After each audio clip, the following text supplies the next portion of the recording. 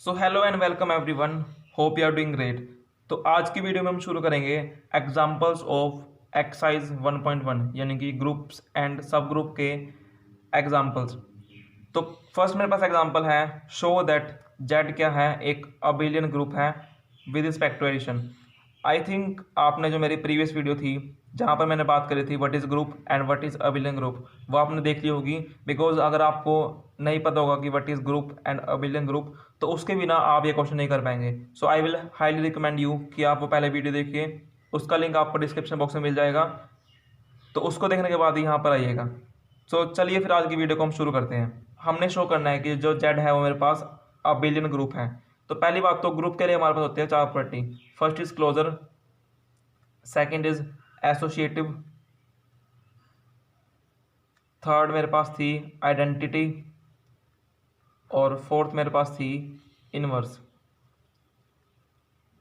अगर यहाँ पर लिखा होता है शो करो कि जो जेड है वो एक ग्रुप है विद रिस्पेक्ट टू एडिशन, तो सिर्फ आपको ये चार प्रॉपर्टीज को शो करना पड़ता। बट यहाँ पर लिखा है अबिलियन, तो यहाँ पर हमें फिफ्थ क्या करनी पड़ेगी, प्रूव कॉम्यूटेटिव प्रॉपर्टी, कॉम्यूटेटिविटी। अगर मैं शो कर दूं कि ये पांच प्रॉपर्टी मेरे पास होल्ड करती है, तो on the basis of these five property I can say जो जेड है वो क्या है, एक अबिलियन ग्रुप है। So let us start with first property which is closure. Closure लो या फिर क्लोजर प्रॉपर्टी। तो क्लोजर प्रॉपर्टी क्या थी, अगर आप कोई दो एलिमेंट लें उस नॉन एम्प्टी सेट से यानी कि जेड से, तो अगर उसके ऊपर आप लगाएं बाइनरी ऑपरेशन, जो कि मेरे पास यहाँ पर क्या है प्लस, उसकी जो वैल्यू आएगी अगर वो बिलोंग करे जेड से, देन वी कैन से कि जो जेड है वो क्लोज है विद रिस्पेक्ट टू एडिशन। तो हमें पता है कि सिंस सम ऑफ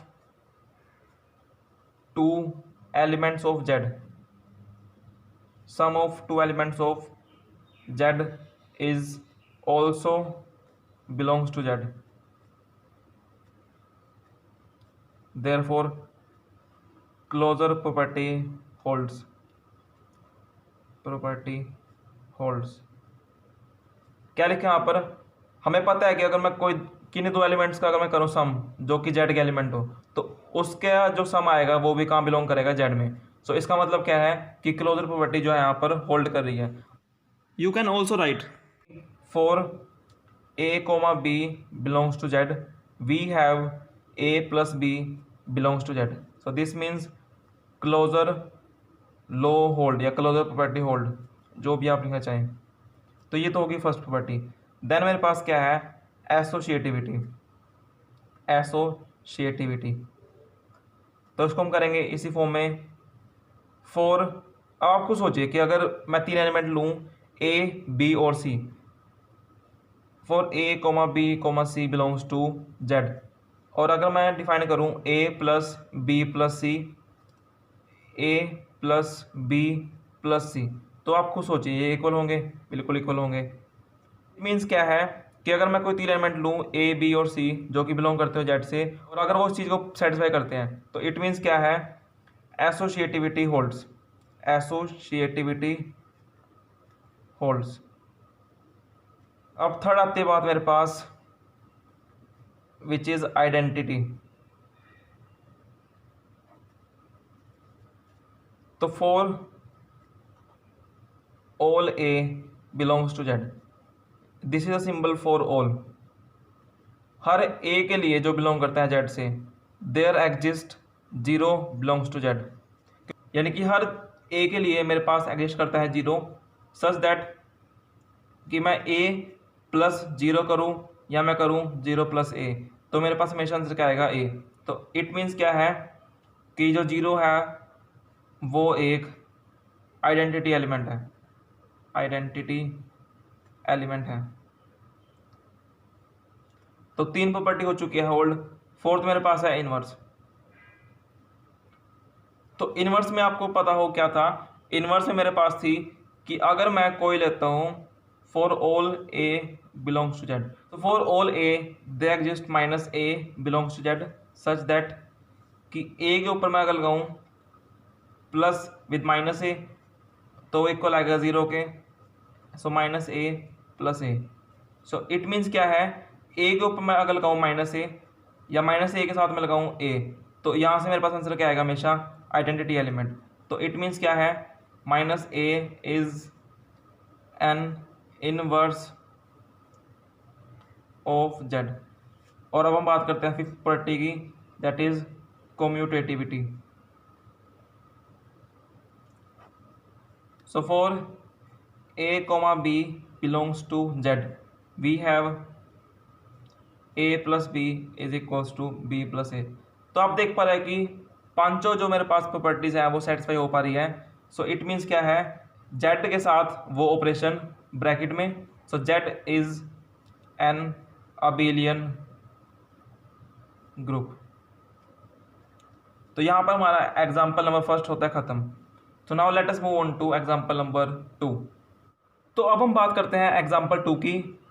यहाँ पर क्या दे रखा है, शो दैट जेड यानी कि set of integer is not a group with respect to multiplication.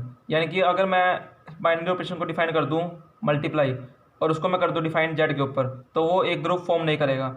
It means जो ग्रुप के लिए 4 प्रॉपर्टीज थी, अगर उसमें से एक प्रॉपर्टी भी होल्ड नहीं करती तो हम कह देंगे कि जेड जो है वो एक ग्रुप नहीं है।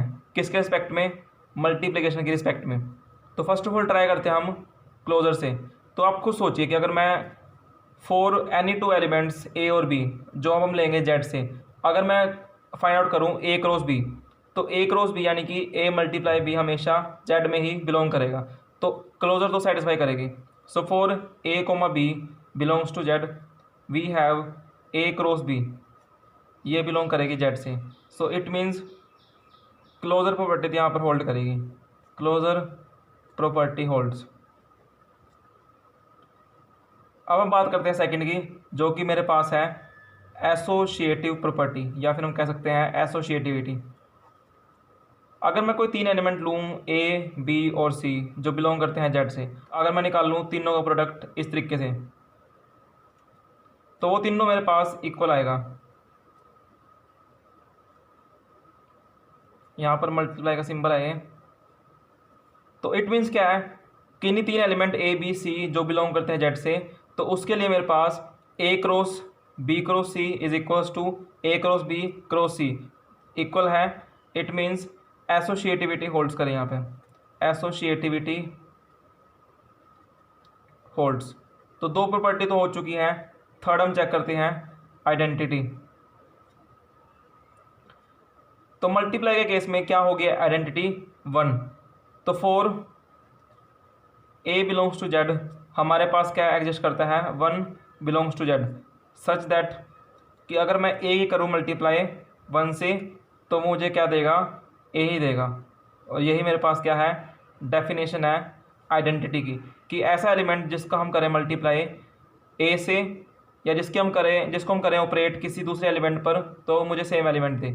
सो इट मीन्स क्या है, 1 जो है वो आइडेंटिटी एलिमेंट है, आइडेंटिटी एलिमेंट एग्जिस्ट। सो फोर्थ मेरे पास है इनवर्स। तो आप खुद सोचिए, अगर मैं ए लेता हूँ और ए के लिए मुझे चाहिए ऐसा एलिमेंट, अगर मैं उसकी करूँ मल्टीप्लाई ए से तो मुझे मिले 1। यानी कि अगर मैं ए लेता हूँ for a belongs to Z, मुझे अब चाहिए यहाँ पर 1/a, क्योंकि 2 एलिमेंट्स का प्रोडक्ट मेरे पास क्या आना चाहिए, आइडेंटिटी। तो अगर मैं लेता हूँ ए जो बिलोंग करता है जेड से, तो मुझे चाहिए बी।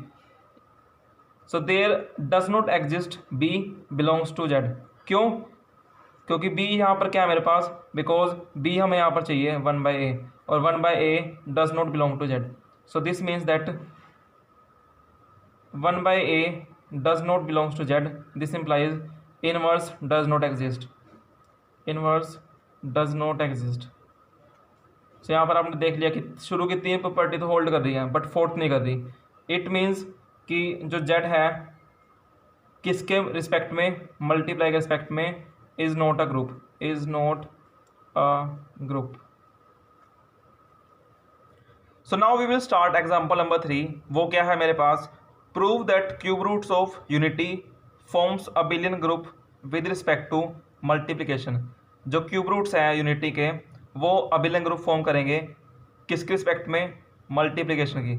तो फर्स्ट ऑफ ऑल आपको जानना पड़ेगा कि क्यूब रूट्स क्या है यूनिटी के। वो एक सेट है इसमें कौन कौन से एलिमेंट आते हैं, 1 ओमेगा और ओमेगा स्क्वायर। तो ये सब क्या है, क्यूब रूट्स है यूनिटी के। इस क्वेश्चन को टैकल करने के लिए हम एक दूसरा मेथड का यूज़ करेंगे which is known as composition table method. इसमें हम करेंगे क्या, हम एक टेबल फॉर्म करेंगे। अब देखिए टेबल कैसे फॉर्म होती है। पहले तो जो एलिमेंट है एस के उसको आप लिखेंगे हॉरिजॉन्टल लाइन में, और इसी को आप लिखेंगे बाद में वर्टिकल इस फॉर्म में। अब उसके बाद क्या करना है, यहाँ पर क्या आएगा, यहाँ पर आएगा वो ऑपरेशन जो हमने लगाना है। यानी कि यहाँ पर मेरे पास क्या है, मल्टीप्लिकेशन के रिस्पेक्ट में, यानी कि जो बाइनरी ऑपरेशन यहाँ पर है वो है मल्टीप्लाई। उसके बाद ये कैसे लिखा, लेटर सी। देखिए यहाँ पर है मेरे पास मल्टीप्लाई, तो जो एलिमेंट ये है उसको आपको करना multiply. So 1 into 1 is 1, omega into 1 is omega, and omega square into 1 is omega square. Then we have is 1 into omega is omega, omega into omega is omega square into omega it is omega cube, और omega cube होता है मेरे पास 1। सो क्या आ गया मेरे पास, omega square 1। Then we have 1 into omega square which is omega square, omega into omega square क्या बनेगा, ओमेगा क्यूब विच इज़ 1। और then we have omega square into omega square which is omega power 4। इसकी मेरे पास आएगी value omega, कैसे, let us see. Omega 4 can be written as omega cube into omega. इसकी क्या है मेरे पास value 1। So 1 into omega it is equals to omega. तो ये तो होगी बात कॉम्पोजिशन टेबल की। तो इसी के बेस पे अब हम लिखेंगे पांचों प्रॉपर्टी, क्योंकि इसको हमें प्रूव करना है अबिलियन ग्रुप। तो हमें यहाँ पर 5 प्रॉपर्टी लिखनी पड़ेगी। कौन कौन सी, क्लोजर, एसोसिएटिव, आइडेंटिटी, इनवर्स और कॉम्यूटेटिविटी। सो लेट अस सी किसको लिखना कैसे है। फर्स्ट प्रॉपर्टी मेरे पास होती है क्लोजर। क्लोजर क्या थी कि अगर हम कोई दो एलिमेंट लें सेट एस से और उसके ऊपर हम लगाएं बाइनरी कॉम्पोजिशन, तो जो न्यू एलिमेंट आएगा लेट अस से सी, तो वो भी मेरे पास इसी से बिलोंग करना चाहिए। तो अब हम देखते हैं कि इससे हम कैसे पता लगाएंगे कि ये जो मेरे पास है वो क्लोजर है नहीं। तो हमने कोई लिए दो एलिमेंट 1 और 1, तो क्या है यहाँ पर इसके ऊपर लगाया हमने बाइनरी कॉम्पोजिशन यानी कि मल्टीप्लाई। सो 1 क्रॉस 1 क्या है, 1 आया। ये किससे बिलोंग करता है, एस से, बिल्कुल सही। 1 इंटू ओमेगा क्या है, ओमेगा, तो ये भी किससे बिलोंग करता है, एस से। और 1 इंटू ओमेगा स्क्वायर तो क्या है, ओमेगा स्क्वायर, ये भी किससे बिलोंग करता है, एस से। तो ये तीनों किससे बिलोंग कर रहे हैं, एस से, बिल्कुल सही। अब आते बात नेक्स्ट की, omega into 1 is omega, belong करता है एस से। Omega into omega is omega square, S से बिलोंग करता है। Omega into omega square is omega cube जो क्या है 1। सो ओमेगा स्क्वायर 1 किससे बिलोंग करते हैं, तीनों एस से। यहाँ पर आपको देखना है कि ये तीनों एस से बिलोंग करना चाहिए। ऑर्डर यहाँ मैटर नहीं करता कि यहाँ पर 1 है पहले उसके बाद ओमेगा स्क्वायर, बस ये तीनों एलिमेंट एस के अंदर होना चाहिए। Then we have omega square into 1 is omega square, S से बिलोंग करता है। Omega square into omega is omega cube जो कि क्या है 1, एस से बिलोंग करता है। Omega square into omega square omega power 4 which is equals to omega. इसका मतलब क्या है कि जो नॉन एम्प्टी सेट एस है वो क्लोज्ड है विद रिस्पेक्ट टू मल्टीप्लिकेशन। तो उसको लिखना कैसे है, लेट अस सी। सो फर्स्ट मेरे पास है closure property. From composition table we can conclude that S is closed with respect to multiplication. तो आपको सिंपल से लिखनी है language. Then we have next is associativity. अब यहाँ पर जो मेरे पास सेट एस है उसमें क्या है, 1 ओमेगा और ओमेगा स्क्वायर। जो ओमेगा और ओमेगा स्क्वायर है वो बिलोंग करते हैं मेरे पास कॉम्प्लेक्स नंबर के सेट से, और जो कॉम्प्लेक्स नंबर का सेट होता है वो एसोसिएटिविटी होल्ड करती है। तो अगर हम बात करें तो 1 ओमेगा और ओमेगा स्क्वायर ये क्या एक तरीके से ये एक सबसेट है किसका, कॉम्प्लेक्स नंबर का, क्योंकि पूरे जो कॉम्प्लेक्स नंबर है उसमें से हमने एक छोटा सा सेट लिया है जो कि उसी से बिलोंग करते हैं। तो जो यहाँ पर एस है वो एक सबसेट है सी का। इट मीन्स क्या है, अगर सी पर एसोसिएटिव प्रॉपर्टी होल्ड कर रही है तो S being a subset of C वो भी एसोसिएटिव प्रॉपर्टी को होल्ड करेगा। तो हमने क्या लिखा है, since complex number hold associativity so S being a subset of complex number also follow associativity. तो ये तो हमारे पास हो चुकी है दो property. Next we will move on to identity. तो अगर हम करें रिकॉल डेफिनेशन आइडेंटिटी की तो उसके अकॉर्डिंग क्या था, अगर हम कोई एलिमेंट लें ए इस सेट एस से और उसके ऊपर हम लगा दें binary operation with another element जो कि सेट से बिलोंग करेगा, इस तरीके से कि उनकी जो बाइनरी कॉम्पोजिशन है वो किसके इक्वल आए, ए के इक्वल।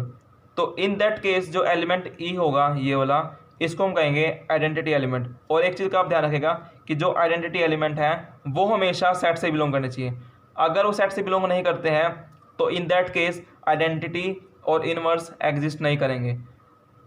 तो आपको देखना पड़ेगा, तो ए मेरे पास क्या है इस केस में, क्योंकि ए मेरे पास क्या है सेट का एलिमेंट, तो यहाँ पर कितने एलिमेंट है इस बार सेट में 1 ओमेगा और ओमेगा स्क्वायर।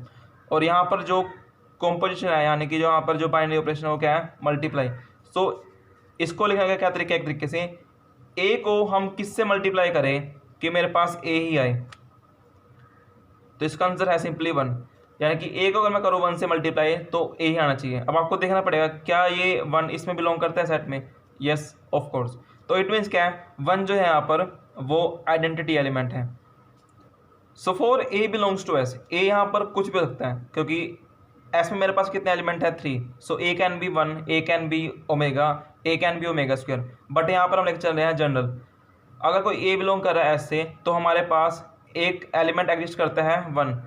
किस तरीके से कि अगर मैं ए की मल्टीप्लाई करूँ 1 से तो इक्वल आएगा ए के, या फिर मैं 1 की मल्टीप्लाई करूँ ए से, बात वही पड़ेगी। सो दिस इम्प्लाइज क्या है 1 इज आइडेंटिटी एलिमेंट, किसका आइडेंटिटी एलिमेंट ऑफ एस। तो ये तो हो गई है 3 property. Next we have is inverse. तो नेक्स्ट हम करेंगे प्रॉपर्टी डिस्कस इनवर्स। तो अब आते बात इनवर्स की। तो अगर हम करें इनवर्स की डेफिनेशन निकोल तो वो क्या थी कि अगर कोई आपके पास एलिमेंट ए है उसके ऊपर आप लगा रहे हैं binary operation with other element letter से बी, इस तरीके से कि उनकी जो कॉम्पोजिशन है वो क्या आएगी इक्वल टू आइडेंटिटी। तो उस केस में जो बी है उसको हम कहेंगे इनवर्स एलिमेंट। और इनवर्स एलिमेंट हमेशा सेट से बिलोंग करना चाहिए। अगर वो सेट से बाहर बिलोंग कर रहा है इन दैट केस इनवर्स वहाँ पर एग्जिस्ट नहीं करेगा। तो ये आपको बात याद रखनी पड़ेगी। तो अब देखिए कि इस केस में हम यहाँ पर इसके हेल्प से हम कैसे देखेंगे कि यहाँ पर इनवर्स एलिमेंट कैसे है। तो यहाँ पर हमें सिर्फ ये ध्यान रखना है कि यहाँ पर जो आइडेंटिटी एलिमेंट है वो है 1, तो यानी कि 1 into 1 तो क्या रहा है 1। यहाँ से हम कह सकते हैं कि जो 1 का इनवर्स है वो क्या 1 ही है। देन ओमेगा के आप चलिए सीध में इस तरीके से आपको पहुँचना है 1 तक, तो ओमेगा के सीध में चलते हम पहुँच गए 1 तक। अब यहाँ पर इसके देखिए बिल्कुल साइड में तो क्या है यहाँ पर, यानी कि ओमेगा का इनवर्स क्या है ओमेगा स्क्वायर। ओमेगा का मेरे पास क्या इनवर्स है ओमेगा स्क्वायर। क्यों, क्योंकि अगर मैं करूँ ओमेगा की मल्टीप्लाई ओमेगा स्क्वायर से तो मेरे पास क्या आएगा omega cube which is equals to 1। तो 1 का इनवर्स है 1, ओमेगा का मेरे पास इनवर्स है ओमेगा स्क्वायर।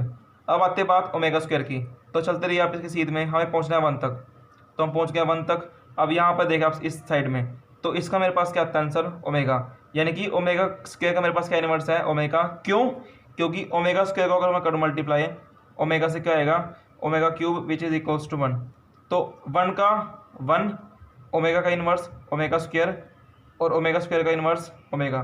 तो उसको लिखना कैसे है let us see. The inverse of 1 omega square are 1 का है 1, ओमेगा का है मेरे पास ओमेगा स्क्वायर और ओमेगा स्क्वायर का क्या है ओमेगा रिस्पेक्टिवली। तो ये हमारे पास होती है 4 प्रॉपर्टी खत्म। तो इसके बेस हम कह सकते हैं कि जो मेरे पास एस है वो क्या है एक ग्रुप है, बट हमें प्रूव करना है कि वो क्या है अबिलियन ग्रुप। तो लास्ट प्रॉपर्टी हमें डिस्कस करनी पड़ेगी विच इज़ कम्यूटेटिविटी।